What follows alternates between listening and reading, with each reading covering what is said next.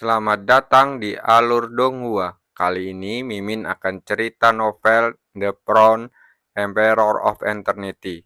Sebelum mendengarkan jangan lupa subscribe, like, komen, dan share ya biar Mimin tambah semangat. Selamat mendengarkan. Melanjutkan episode sebelumnya, apakah kau tahu asal-usul musuh bebuyutan sang penyihir? Chu Kuang-seng merenung sejenak lalu bertanya. Mendengar hal ini, Huang Fusang menggelengkan kepalanya, lalu berkata sambil tersenyum kecut. Bagaimana saya bisa tahu? Mata Chu Kuang-seng langsung berkedip, dan dia membalikkan telapak tangannya. Dan batu giok yang berisi air terkutuk muncul di tangannya. Apa yang dapat kulakukan untuk mencegah orang lain menemukan air terkutuk ini? Huang Fusang menatap batu giok itu. Matanya langsung berbinar. Dan keserakan yang membara muncul dari kedalaman matanya. Namun, ia segera menyembunyikan emosi ini dan tidak berani menunjukkannya. Sangat mudah. Kau hanya perlu memasukkan sebagian kekuatanmu ke dalam batu giok untuk menekan aura air terkutuk di dalamnya. Mendengar ini, Chu Kuang-seng menekuk jarinya, lalu menyentuh batu giok itu. Cahaya perak langsung berkedip, lalu menyatu dengan batu giok. Batu giok itu bergetar, dan gelombang air kutukan yang memancar darinya dengan cepat ditekan, dan akhirnya lenyap sepenuhnya. Setelah melakukan semua ini, ia diam-diam menghela nafas lega. Terlalu banyak praktisi kuat masuk ke sini kali ini.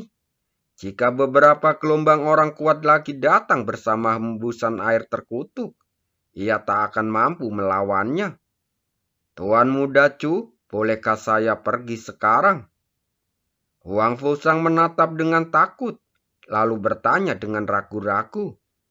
Mendengar hal ini, senyum lebar tiba-tiba muncul di wajah Chu Kuang-seng. Jangan khawatir, aku masih punya satu pertanyaan terakhir.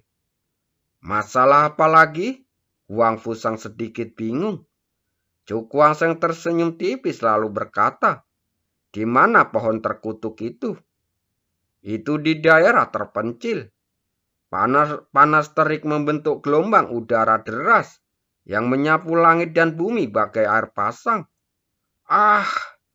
Tiba-tiba terdengar teriakan melengking, dan sesosok tubuh terlihat jatuh dari langit, lalu mendarat di tanah tandus ini. Chu Kuang-seng bertepuk tangan, dan lengkungan samar muncul di sudut mulutnya.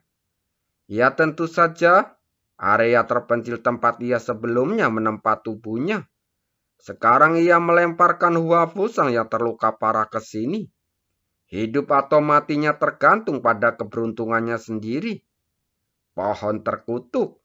Ia mengalihkan pandangannya dari bawah, lalu menatap ke cakrawala yang jauh. Menurut Huang Fusang, pohon terkutuk itu berada di barat laut. Saat berikutnya, sosoknya berubah menjadi aliran cahaya, lalu terbang menuju barat laut yang jauh. Ia juga sangat tertarik pada senjata langka yang tersembunyi di bawah pohon terkutuk itu. Ia juga sangat penasaran, dan apakah musuh bebuyutan sang master kutukan yang gugur di sumber kutukan itu adalah leluhur suku Aborigin. Jika memang benar demikian, berarti di tangannya ada sesuatu yang bisa menghubungi kutukan penduduk asli. Dan mungkin saja dia bisa mendapatkan sesuatu dari sana. Ketika dia memikirkan hal ini, dia terbang semakin cepat dan segera menghilang di angkasa yang jauh. 3 hari kemudian, Chu Kuang-seng turun dari langit dan berhenti di puncak gunung. Dia melirik ke kejauhan lalu mengerutkan kening. Beberapa hari terakhir, dia terus-menerus terbang tanpa istirahat. Namun, meski begitu, dia masih belum melihat pohon kutukan itu. Apakah masih jauh di depan? Dia punya firasat bahwa jika dia terus maju, dia akan mencapai ujung sumber kutukan. dan mungkin di sana dia akan menemukan sesuatu yang berbeda. Sumber kutukan ini sungguh besar, seru Cukuangseng sambil menggelengkan kepalanya. Sepanjang perjalanan, ia hanya bertemu beberapa praktisi. Ini menunjukkan betapa besarnya sumber kutukan itu. Dan semua ini terbuat dari tubuh para master kutukan itu. Mengesampingkan pikiran-pikiran ini, Cukuangseng menghentakkan kakinya dan menyerbu ke depan. Di atas langit, sesosok dengan cepat muncul dan akhirnya terbang cepat menuju barat laut. Setelah terbang seperti ini selama 3 atau 4 jam, Cukuangseng tiba-tiba berhenti, lalu mengarahkan pandangannya ke suatu tempat di bawah. Aroma obatnya kuat sekali.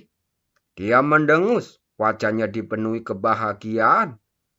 Pada saat ini, di hadapannya terbentang barisan pegunungan tak berujung. Dan di dalam pegunungan itu, terdapat berbagai macam obat-obatan langka yang tak terhitung jumlahnya. Wajah Cukuangseng memerah karena kegembiraan. Seiring bertambahnya kekuatannya, kebutuhan pil pun akan meningkat pesat. Konsumsi obat-obat spiritual pun meningkat pesat. Obat-obatan spiritual yang ia kumpulkan setiap hari tidak mampu menopang untuk waktu yang lama. Dengan begitu banyak tumbuhan spiritual, aku bisa memenuhi ruang pohon kuno itu dengan mereka. Ia terbang cepat menuruni pegunungan di bawah. Begitu memasuki pegunungan, aroma obat yang kuat menusuk hidungnya, membuatnya merasa nyaman di sekujur tubuhnya. Bunga spiritual 7 daun. Cukuangseng meliriknya. Dia sangat tertarik pada bunga spiritual yang aneh ini. Berbeda dengan bunga spiritual lainnya, bunga ini memiliki 7 kelopak dengan bentuk yang unik dan merupakan pilihan yang tepat untuk memurnikan pil kelas 5. Dia menyisingkan lengan bajunya, lalu mencabut bunga spiritual berdaun 7 itu dengan akarnya, lalu meletakkan di ruang pohon kuno. Rumput Tianqin, buah roh salju, ramuan obat berharga tersebar di hadapan Cukuangseng. Dan tanpa ragu, ia memasukkan semua ke dalam ruang pohon kuno. Dengan adanya tanah ungu, ia tidak perlu khawatir lagi apakah obat spiritual tersebut sudah matang atau belum. Ia hanya perlu mempertimbangkan kualitasnya. Hanya dalam waktu kurang dari beberapa menit, ratusan tanaman obat yang berharga berhasil dikumpulkan ke dalam ruang pohon kuno. Namun, menurut perkiraannya, tanah ungu di ruang pohon kuno dapat mengelola lebih dari 10.000 obat spiritual. Jadi, dia tidak akan puas sampai tanah ungu mencapai batasnya. Di dalam pegunungan, sesosok-sosok terus bergerak maju mundur, mengumpulkan tanaman obat ke dalam ruang pohon kuno. Setengah hari kemudian, Cukuangseng berhenti di puncak gunung dengan wajah memerah. Ia mengulurkan tangan untuk menyeka keringat dingin di wajahnya. Matanya dipenuhi kegembiraan.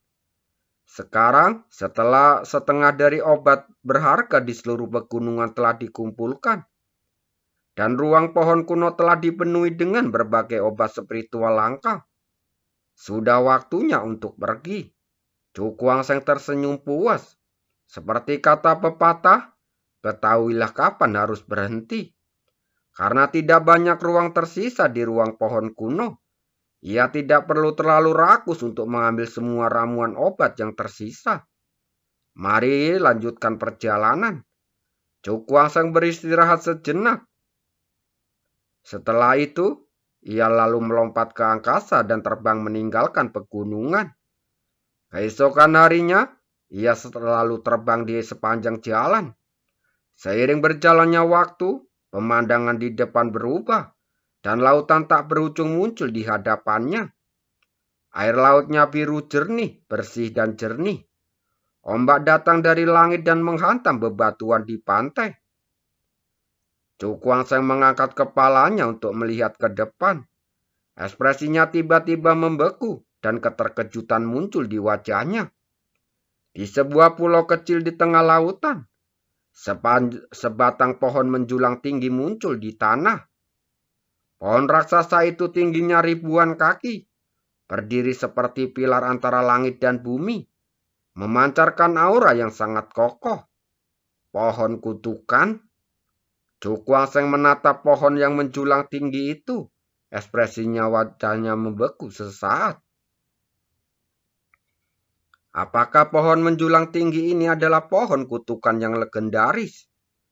Aku penasaran siapa saja yang sudah sampai di sana. Dia lalu melangkah maju dan langsung bergegas keluar menuju pohon kutukan itu.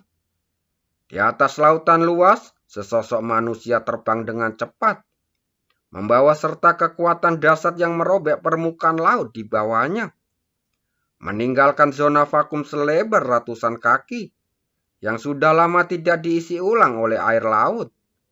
Saat jarak makin dekat, Cukuanseng perlahan-lahan melihat wujud sebenarnya dari pohon yang menjulang tinggi itu. Dan keterkejutan di wajahnya segera menjadi lebih besar. Pohon raksasa itu sudah kering, tanpa jejak kehidupan di atasnya. Retakan-retakan mengerikan terlihat, seperti tanah yang kering, tersebar di setiap sudut pohon raksasa itu. Saat mengangkat kepalanya, terlihat sebuah mangkok batu hitam di puncak pohon raksasa. Permukaan mangkok itu sangat halus, memantulkan cahaya aneh yang membuat orang merinding. Apakah ini penampakan pohon kutukan yang sebenarnya? Cukuanseng menatap pohon yang menjulang tinggi itu saat bergumam dalam hati. Dari puncak pohon raksasa ini, ia merasakan fluktuasi aura dingin yang tak biasa. Dinginnya tak terlukiskan dan begitu bersentuhan dengannya. Rasanya seperti melekat pada daging dan darah seseorang. Dan tidak bisa dihilangkan apapun yang terjadi. Wajah Cukuanseng tampak serius. Ia mendekati pohon kutukan itu sedikit demi sedikit. Lalu mendarat di pulau itu dengan hati-hati. Orang-orang itu benar-benar ada di sini. Dia melihat sekeliling, melihat beberapa sosok yang dikenalnya di sekitar pohon kutukan itu. Liu Tianbian, Chen Yi, Hu Bing, Hian Husi, dan puluhan orang lainnya. Saudara Chu juga ada di sini. Yahuan berjalan mendekat sambil tersenyum. Cukuanseng mengangguk lalu tersenyum tipis. Sepertinya aku terlambat selangkah. Belum, tepat sekali. Hanya kamu belum terlambat.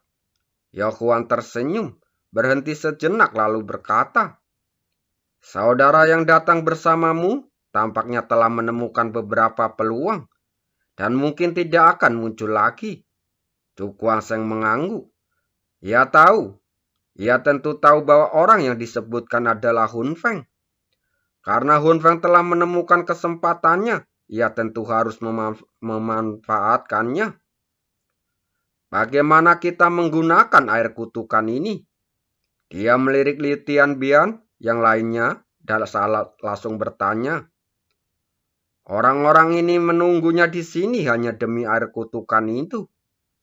Kalau tidak, dia tidak akan percaya bahwa dia memiliki kehormatan sebesar itu. Sepertinya kau menang.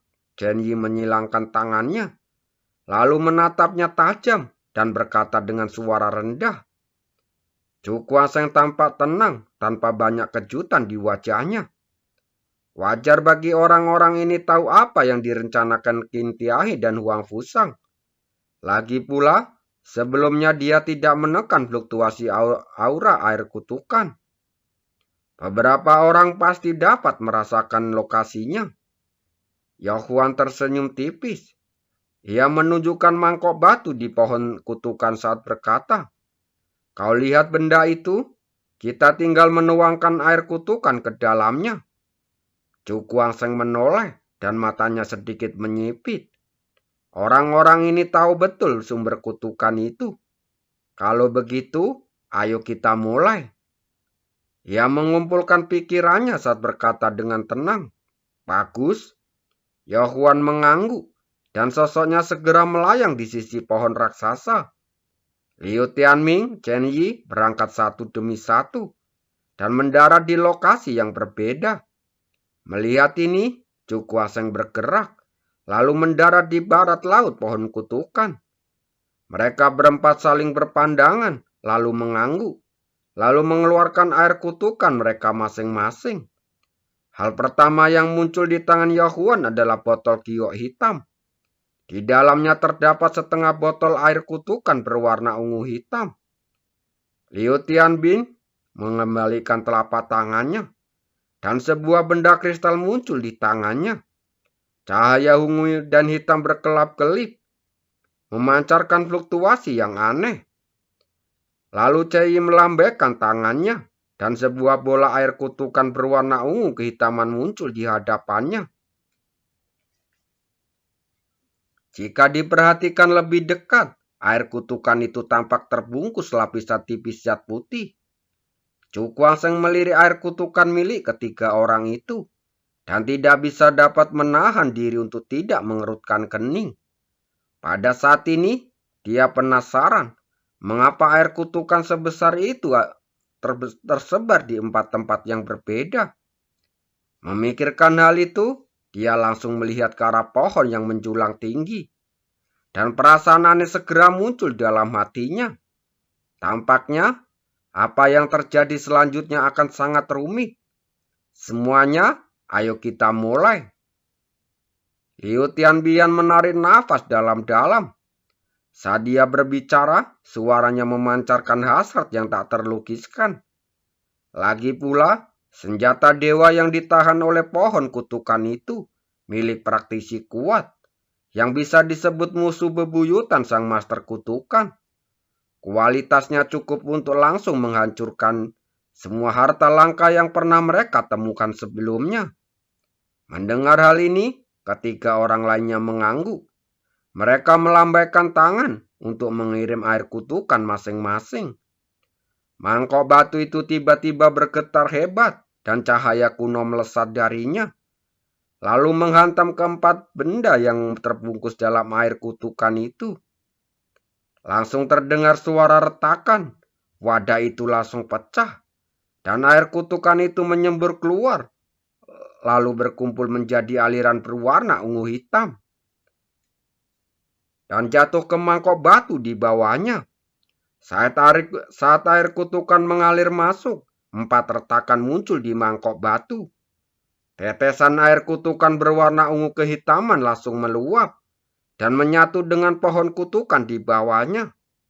Saat air kutukan itu diserap, asap ungu hitam mengepul dari permukaan pohon kutukan.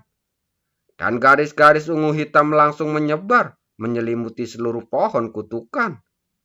Ada apa?